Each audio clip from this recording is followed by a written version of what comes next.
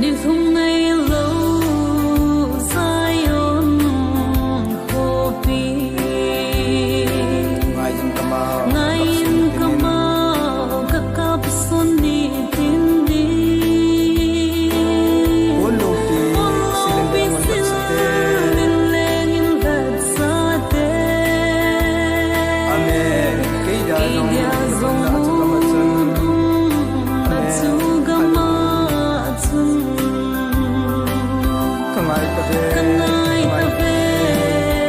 kangai tabe amun lopi hoina zong se sangin nung se palal Krista mel day tu mukanong ka nung kamban na ding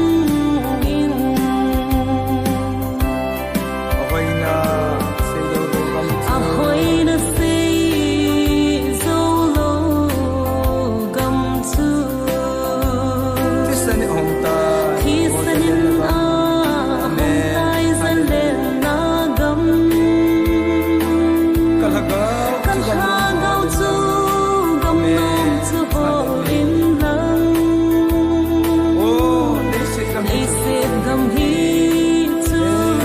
kite ding kangai tabe amun lopi hoina zong se sangin nung se palal Krista mel day tu mukanong ka nung kamban na ding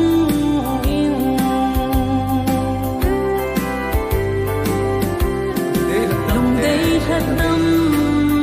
tele namun lung thelo ka di tamen handam pu nei sil thengin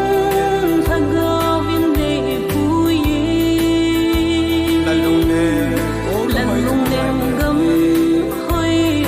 chu kangai nge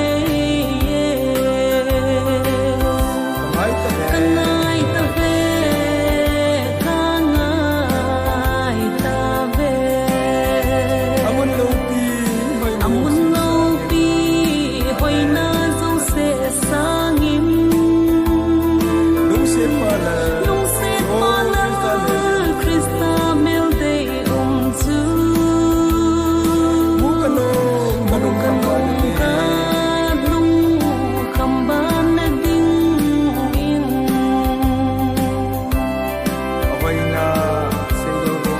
ahoy na say zolo gam tu tisanin a hong tay zan len na gam kalhagaw tu gam nom tu ho in lang isit gam hi tu kite ding kangai tabe